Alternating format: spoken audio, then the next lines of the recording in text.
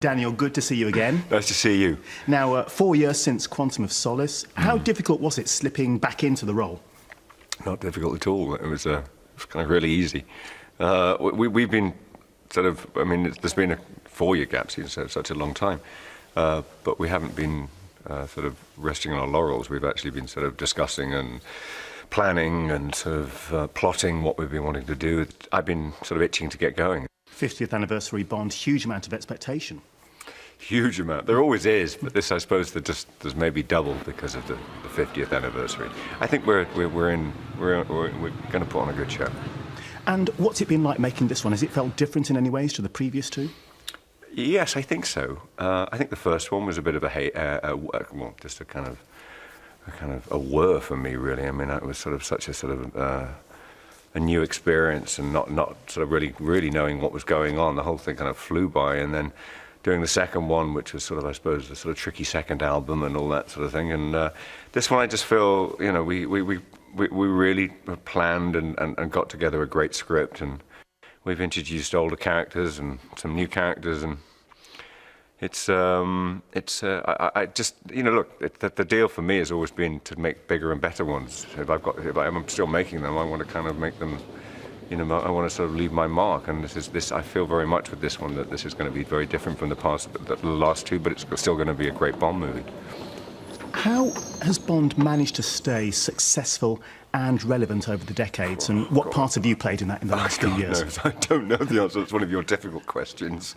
I don't know what that is. It's a look. I think the Ian Fleming is really where you've got to go back to, and the creation of the character, sort of post-war, and what it meant to not just British people, but to the world, and finding some hero out of the mess that was the Second World War. But I mean, that's sort of way in the past. How it's then sort of managed to keep going. There's a humour and campness to Bond movies that has made them very entertaining and very kind of a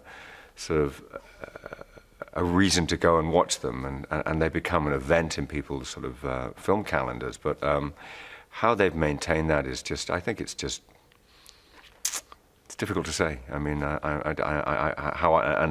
love to be part of it. I mean, I'm just trying to keep them going.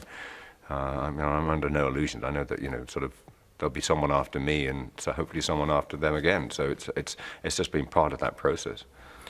How important has Bond been to the British film industry over the years? Financially, quite important, I'd say.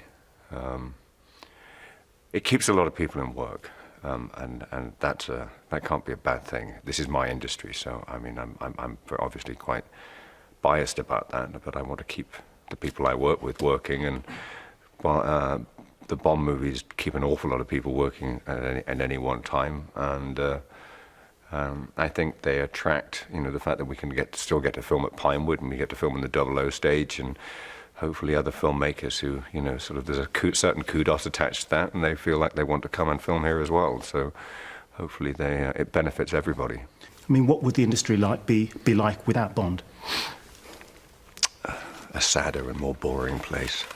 I don't know. I mean, they're kind of wonderful events, and with or without me, they're just something to look forward to for me. I mean, if I wasn't in them, I'd still be going to see them.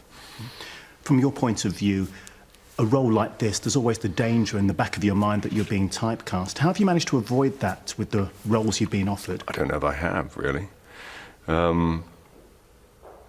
I came into this part with open eyes. I just said to myself, this is too good an opportunity to miss. To want to play a part like this is a real privilege, and you know, whatever comes with it, you take the rough with the smooth. And I've tried to do other work because I love working and I love acting, and that's just a natural instinct within me.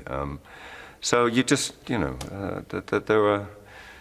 there aren't really any pitfalls with taking on something like this. It's what it is. And it's not a bad thing to be typecast as.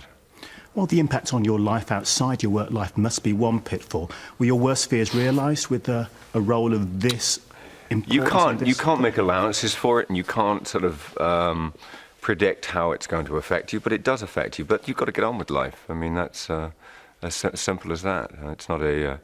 If you sort of let that get you down, I mean, when you've got such sort of wonderful privileges and sort of wonderful, you know, there are all sorts of lovely lots of lovely things that happen as well. So you've got to sort of take those on board and enjoy them.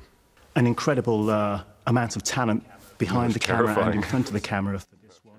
You're self-accepted. I mean, Oscar-winning director Sam Mendes, and amongst your fellow cast, lots of Oscar winners and multiple Oscar nominees. Does this one have a classier feeling? I think so. I don't know. I just think it's if you're lucky enough to be given the chance to make a movie like this, and you're given the kind of budget that we're given, then I think you should just apply. You know, you should get the best people around, and thankfully that people like this are interested in making movies. You put the best people into the mix and let them do their job. I mean, it's a simple equation. And finally, just briefly, 50th anniversary one. Good time to bow out, or was there one more in you? I'll keep going until they tell me to stop. Daniel, always a pleasure. Thank you so much for your time.